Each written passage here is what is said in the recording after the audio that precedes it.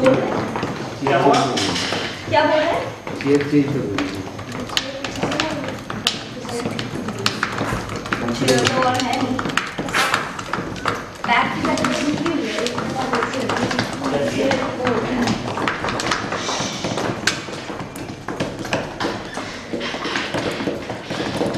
Back की side लिखी हुई है, आपको पीछे करनी है। नहीं ऊपर करो। ये वाली भी लगी है, मेरी है ना, मुझे पता है।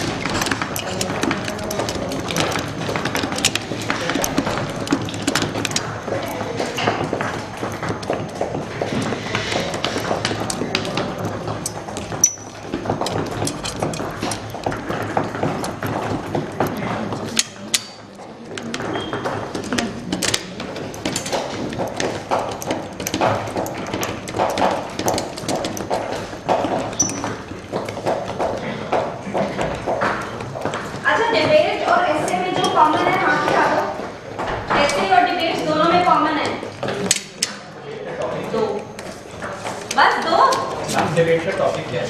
अरे वो डिबेट में वो तो बात है। हाँ वो क्या?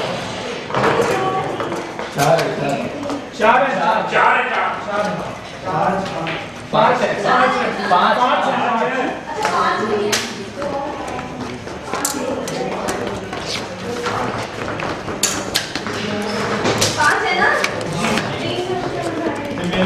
मेरा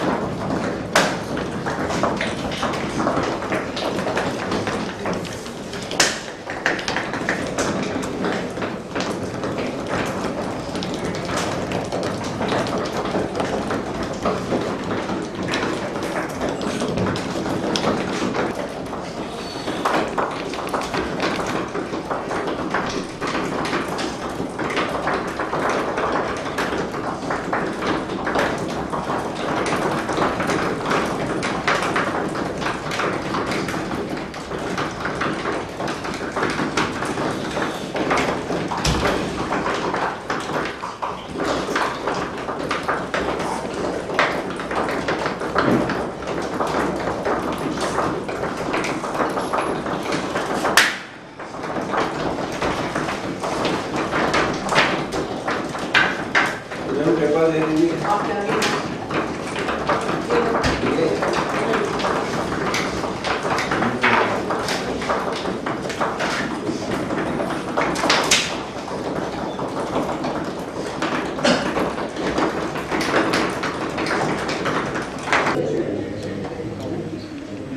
श्रद्धे श्री डॉक्टर जी, श्रद्धे श्री लूथरा साहब, हमारे आज के विशिष्ट अतिथि इस कार्यक्रम के, आदरणीय अनीता जी, डॉक्टर भारतेंद्र पांडे और ये राजेंद्र दास जी, सभी अभिभावक और प्रतियोगिताओं में भाग लेने वाले प्रत्याशी पर, आप सभी जानते हैं कल की कार्यवाही से कि संकल्प दिवस के उपलक्ष्य में राष्ट्रीय दृष्टिहीन संघ ने जिन प्रतियोगिताओं का आयोजन किया है उसकी आज की प्रतियोगिता है, उसकी अगली कड़ी है। आज वाद विवाद का दौर है। इस वाद विवाद के दौर में संवाद स्थापित करना बहुत मुश्किल है। आपका जो विषय है वो बहुत गंभीर है और आप सभी बहुत आशाएं लेकर, विश्वास लेकर यहाँ पधारे हैं। मैं ईश्वर से कामना करती हूँ, साथ ही आपका हार्दिक अभिनंदन करती हूँ कि आप सभी की वो इच्छाएं पूरी हों और आप अपना पूरा का पूरा एफर्ट दे सकें ताकि आप अपने आप को सफल बना सकें। ऐसी मेरी शुभकामना है। दूसरे, जो न्यायाधीश की पद पर बैठा होता है, ये बात जानिए कि राष्ट्रीय दृष्टिहीन संघ जनता का संघ है और जनता के संघ का जितना प्रचार प्रसार और विस्तार होता है उससे कहीं अधिक उसका दायित्व होता है। उसका दायित्व भी उतना ही गहन और विस्तृत होता है। हम किसी भी निर्णायक मंडल के निर्णय में हस्तक्षेप नहीं कर सकते। मुझे बहुत दुख हुआ कल की कार्यवाही को जानकर कि कुछ युवा साथियों को कल का निर्णय बहुत खराब लगा, लेकिन हमारी विवशता भी जानिए, हो सकता है हमें भी बहुत खराब लगा हो, लेकिन निर्णायक मंडल के निर्णय में हम लोग हस्तक्षेप नहीं कर सकते। ये हमारे आदर्शों के विरुद्ध है और अगर ऐसा करने की कोशिश की तो जानिए कि रोहटा साहब इसे कतई बर्दाश्त नहीं करेंगे और वो ये प्रतियोगिताओं का आयोजन यही थाम देंगे। फिर आगे बढ़ना बहुत मुश्किल है। हमने कोशिश की थी कल में कि एक सामंजस्य, एक संतुलन बिठा सके, लेकिन वो नहीं बैठ पाया इतना कि हमारे युवा साथियों को खराब लगा। इसके लिए मैं आपसे क्षमा याचना करती हूँ और माँ सरस्वती के इस मंदिर में एक बार पुनः आप सबका हार्दिक अभिनंदन करती हूँ। आज के जो निर्णायक है वो बहुत बहुत ज्यादा अनुभवी है। मिस्टर जगदीश लूथरा मेरठ से यहाँ पधारे हैं। पिछले 40 सालों से वो रोज मैरी नामक इंस्टीट्यूट चला रहे हैं जिसमें लगभग हर वीक वाद विवाद संवाद का कार्यक्रम होता है।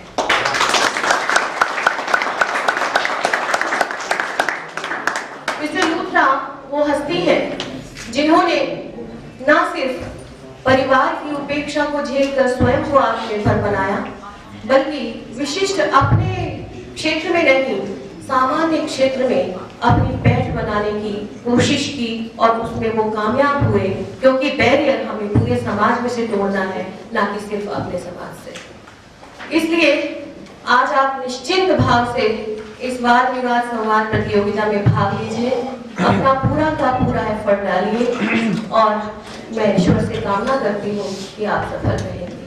आज की दूसरी निर्णायक डॉक्टर अनीता गौड़ है।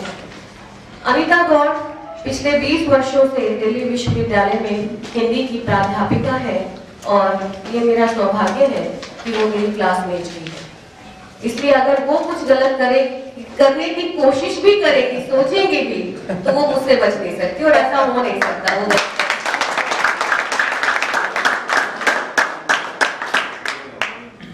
उनका मानना ये है कि जिसका जो कुछ है सब उसको ही दे दो, इसलिए वो आपका कुछ भी बकाया नहीं रखेंगे। जैसा जैसा आप प्रस्तुत करेंगे सब कुछ आपको पुनः लौटा देंगी नंबरों के रूप में। अब आज के विषय पर आते हो। आदरणीय रोहटा साहब ने ये जो विषय रखा था, सुशासन के नाम पर पुराने सरकारी प्रतिष्ठानों की समाप्ति समय की मांग है। ये सिर्फ इसलिए नहीं रखा था कि हमें एक प्रतियोगिता का आयोजन करना है, बल्कि इसलिए रखा था कि जो राजनीतिक चेतना के जिस अभाव के कारण हमारा ये वर्ग हाशिए पर है, उस चेतना का विस्तार हो और उस चेतना की गहनता हमें बढ़े, हमारे समाज में बढ़े, हम राजनीति को समझे। देखिए, जब आप में से काफी लोग जानते होंगे, आधुनिक हिंदी साहित्य का इतिहास जब आरंभ होता है तो भारतेंदु, मेरे साथ डॉक्टर भारतेंदु भी यहाँ बैठे हैं, हमारे हिंदी के बहुत वरिष्ठ और बहुत कहना चाहिए न भूतो न भविष्य की ऐसा व्यक्तित्व भारतेंदु जी हुए, जिन्होंने सबसे पहले हरिश्चंद्र चंद्रिका नामक मैगजीन में लिखा था, राजनीति समझे सकल, जाने तत्व विचार, पहचाने निज धर्म को, जाने शिष्टाचार। यानी आज का आदमी कौन है? आज का आदमी वो है जो राजनीति की समझ रखता है, और सिर्फ समझ ही नहीं रखता, उसका तात्विक विश्लेषण कर सकता है, और सिर्फ तात्विक विश्लेषण ही नहीं कर सकता, बल्कि अपने धर्म, उसका कर्तव्य क्या है, उसका धर्म क्या है, उसकी पहचान भी उसके बीच में से कर सकता है। इसलिए आज हमारे समाज में जो विघटन देखने को मिल रहा है, जो अराजकता, कुछ शक्तियां जो अराजकता फैलाने की कोशिश कर रही है, उनके लिए ये जरूरी है कि ऐसे विषय का विश्लेषण करते हुए आज के युवा साथियों के विचारों को हम आत्मसात करें, जाने, क्योंकि आगे भविष्य युवकों को ही होना है। अब मैं आपका अधिक समय न लेकर आदरणीय रोहटा साहब को आमंत्रित करती हूँ कि वो आप सबका और निर्णायक मंडल का अभिनंदन करें। धन्यवाद।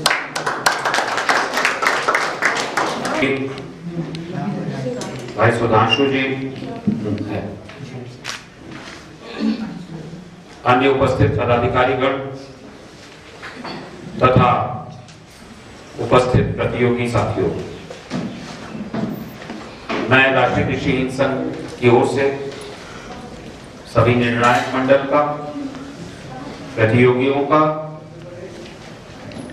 और प्रतियोगियों के साथ आए हुए श्रोताओं का हार्दिक अभिनंदन करता हूं। मैं ज्यादा समय नहीं लूंगा, क्योंकि मुझे मालूम है कि प्रतियोगी की मानसिकता, मनस, जब प्रतियोगिता शुरू होनी होती है तो उनका ध्यान केंद्रित रहना चाहिए एक ही तरफ प्रतियोगिता के विषय पर, और मैं उस ध्यान को बढ़ाने की कोई कोशिश नहीं करूंगा।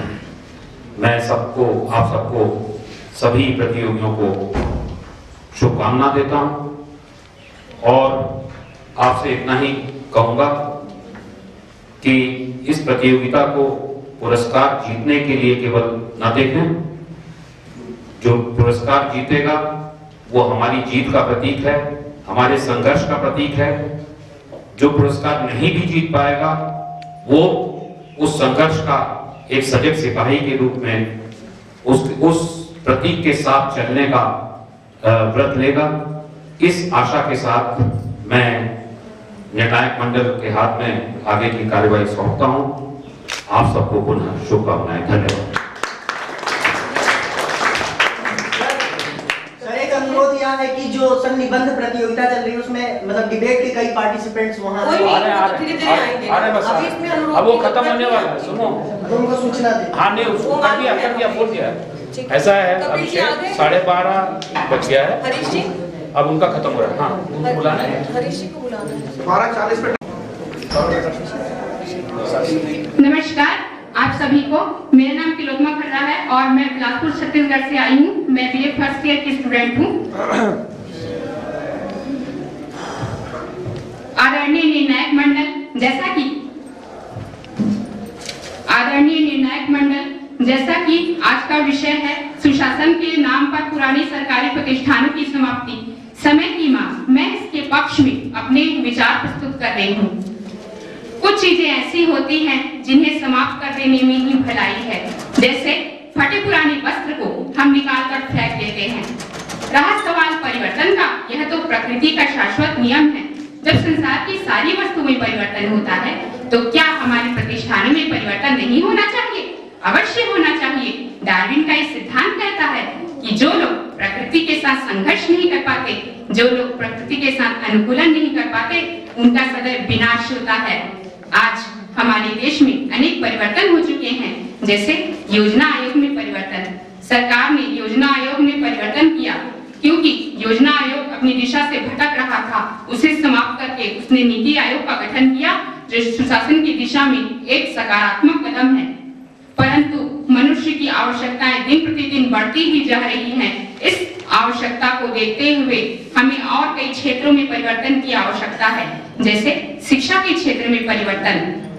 आज हर कोई व्यक्ति उच्च शिक्षा को प्राप्त करने का इच्छुक है। इसके लिए मेरा मानना है कि सरकारी शिक्षा के साथ साथ निजीकरण शिक्षा को बढ़ावा दिया जाना चाहिए, क्योंकि जिस प्रकार एक वाहन अत्यधिक सामान के भार का वहन नहीं कर सकता, उसी प्रकार केवल सरकार ही शिक्षा की जिम्मेदारियों को नहीं उठा सकती। अब बात आती है नौकरशाही की। आज रूस जैसा देश जो साम्यवादी होने का दम भरता था, परंतु वह भी पूंजीवादी और पाश्चात्यवादी विचारों का अनुकरण करने लगा है। हमारी नौकरशाही में भी परिवर्तन नहीं आ सकता? जरूर आ सकता है। हमें अपने नौकरशाही की खामियों को दूर करने के लिए सुस्पष्ट कानून का निर्माण करना चाहिए, जिससे नागरिकों को अपना काम करवाने में आसानी हो। अब बात आती है महिलाओं के विकास की। एक और हम महिलाएं प्राचीन सभ्यता और संस्कृति से उन्होंने बहुत कुछ सीखा है, परंतु आज मुझे यह कहते हुए अत्यंत गर्व हो रहा है कि आज हमारे देश की महिलाओं ने शिक्षा प्राप्त करके उच्च पदों पर कार्यरत हैं। अब बात आती है विकलांगों के अधिकारों की। सरकार ने विकलांगों को 3% आरक्षण तो दे दिया, परंतु उनके अधिकारों की रक्षा कैसे होगी? केवल आरक्षण से ही उनके अधिकारों की रक्षा नहीं हो सकती। इसके लिए हमें यह प्रयास करना होगा कि देश का कोई भी वर्ग अपने अधिकारों से वंचित न हो पाए।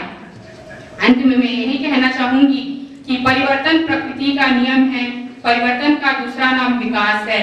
जिसमें परिवर्तन नहीं होता वह जड़ होता है। जब कोई बच्चा जन्म लेता है तो प्रारंभ में वह शिशु होता है, फिर युवा बनता है, तत्पश्चात वृद्ध हो जाता है। वैसे ही हमारे प्रतिष्ठान वृद्ध हो चुके हैं। अब समय आ गया है, हमें उन्हें बदलना होगा।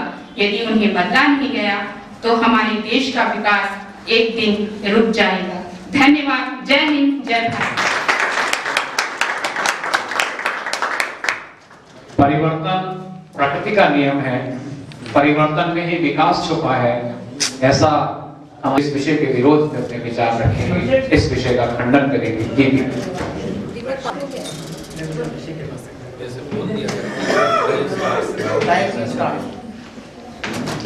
परम आदरणीय रोहता सर, आदरणीय मलिक मैम, आदरणीय निर्णायक मंडल और यहाँ पर उपस्थित समस्त प्रबुद्ध श्रोतागण, जैसा कि आज के पटल पर रखा गया विषय सुशासन के नाम पर पुराने सरकारी प्रतिष्ठानों की समाप्ति, समय की मांग, तो मैं इसके विपक्ष में अपने तर्क प्रस्तुत करने जा रही हूँ। आज समय की मांग देश में सुशासन लाने के लिए पुराने प्रतिष्ठानों की समाप्ति नहीं है, बल्कि सुधार लाने की है।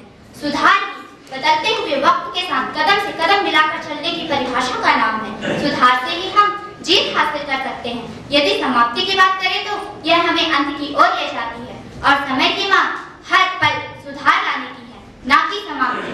हमारे भूतपूर्व प्रबुद्ध नेताओं ने इन प्रतिष्ठानों का निर्माण जनहित के उद्देश्य से ही किया है, और वास्तव में इसमें इतनी शक्ति और क्षमता है जो देश में सुशासन लाने के लिए पर्याप्त है। कमी है तो केवल सुनिश्चित सुधार और पारदर्शिता लाने की। शिक्षा के नए नियम के तहत यह कहा गया कि बच्चों को 8वीं कक्षा तक पास करना जरूरी है, चाहे फिर उन्हें स्वर और अक्षर का ज्ञान हो या न हो। इससे सरकार को कोई फर्क नहीं पड़ता, जिसके कारण शिक्षा का निजीकरण होता जा रहा है।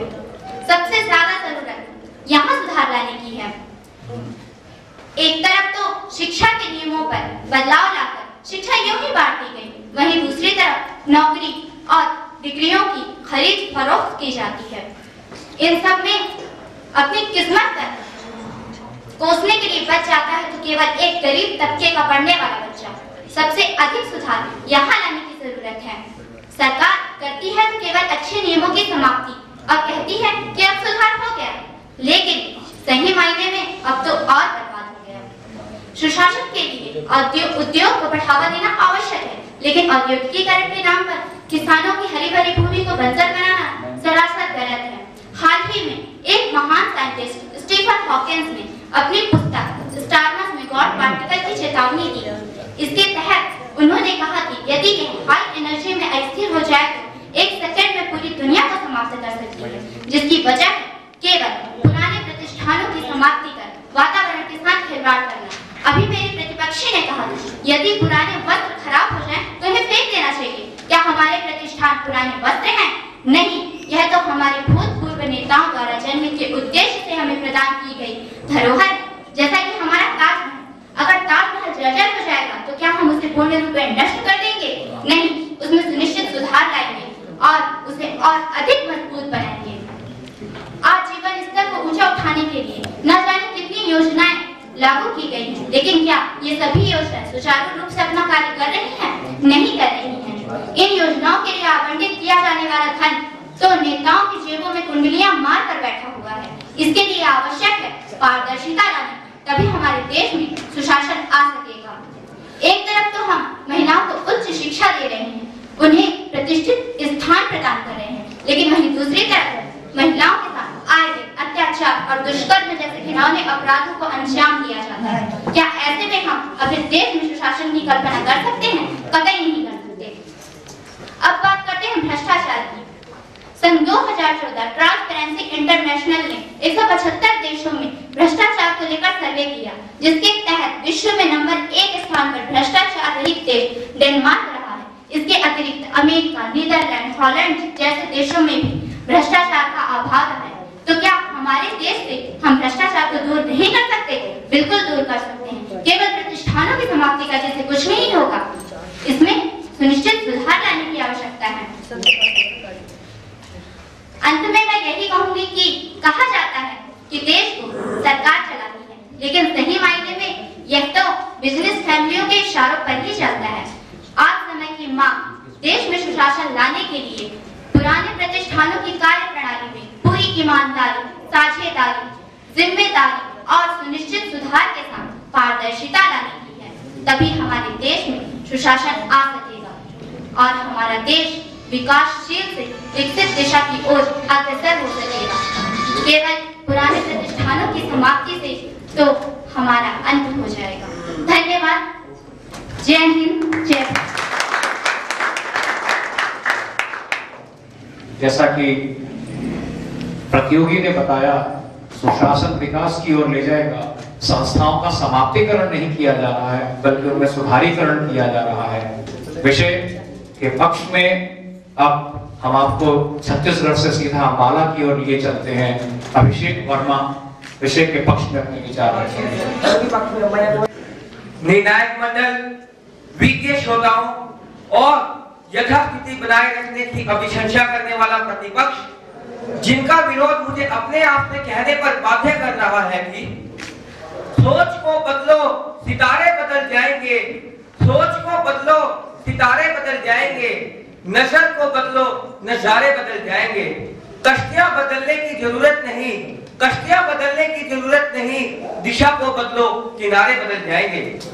आज इस सदन के समक्ष प्रस्तुत विषय के पक्ष में जब मैं अपने विचार व्यक्त करने के लिए यहाँ उपस्थित हुआ हूँ, तब रह रहकर एक ही प्रश्न मेरे मन रूपी समुद्र में ज्वार की भांति उठ रहा है कि प्रतिपक्ष इन जर्जरित हुए पुराने सरकारी प्रतिष्ठानों को क्यों बनाए रखना चाहता है। क्या मेरे प्रतिपक्षी नहीं जानते कि भ्रष्टाचार का दिवस हमारी अर्थव्यवस्था को चाट रहा है? क्या वे नहीं जानते कि हमें अनेकानेक घोटालों के दुष्चक्र से जूझने की समस्या थी? क्या मेरे प्रतिपक्षी नहीं जानते कि हमें अनेक घोटालों के दुष्चक्र से निकलने की समस्या से जूझना पड़ रहा है? क्या वे नहीं जानते कि हमें अनेक स्वतंत्रता सेनानियों और शहीदों के अंतिम आग के आंसू पहुंचने के सपने को साकार करना है? क्या वे नहीं जानते कि योजना आयोग की उपलब्धियां केवल कागजों की शोभा बनकर रह गई थी? और क्या वे नहीं जानते कि आए दिन होने वाली निर्भया जैसी वारदातें हमारे महान राष्ट्र की छवि पर कलंक लगा रही हैं? मुझे पूर्ण विश्वास है कि जागरूक प्रतिपक्ष इन बातों से अनभिज्ञ नहीं है। इस पर भी यदि प्रतिपक्ष पुराने सरकारी प्रतिष्ठानों की समाप्ति का समर्थन नहीं करेगा तो उसे इसकी हठधर्मिता ही कहा जाएगा मान्यवर, उसे इसकी हठधर्मिता ही कहा जाएगा मान्यवर। माननीय प्रधानमंत्री जी ने इन्हीं सब बातों को ध्यान में रखते हुए योजना आयोग के स्थान पर राष्ट्रीय भारत परिवर्तन संस्थान आयोग, जिसे नीति आयोग भी कहा जाता है, की स्थापना की है। पेंशन और सब्सिडी को जनधन योजना के माध्यम से बैंक खातों में जमा करवाया है। क्या मेरे प्रतिपक्षी माननीय प्रधानमंत्री जी द्वारा किए गए इन कार्यों की उपयोगिता पर उंगली उठा सकते हैं? कदापि नहीं मान्यवर, कदापि नहीं। ऐसी स्थिति में पुराने सरकारी प्रतिष्ठानों की समाप्ति का विरोध निरर्थक हो जाता है। मैं उनसे आग्रह करना चाहूंगा कि वे केवल आलोचना के लिए ही आलोचना न करें, अपितु कुछ रचनात्मक सुझाव भी प्रस्तुत करें कि कैसे स्त्रियों की गरिमा को बनाए रखा जा सकता है, कैसे स्वादों को मिलता दूध वस्त्र भूखे बालक अकुलाते हैं कि विषमता को समाप्त कर अमीरी और गरीबी की स्थिति को कम किया जा सकता है। शिक्षा में सुधार लाकर बेरोजगारी को कम किया जा सकता है और बच्चों के चरित्र का निर्माण किया जा सकता है।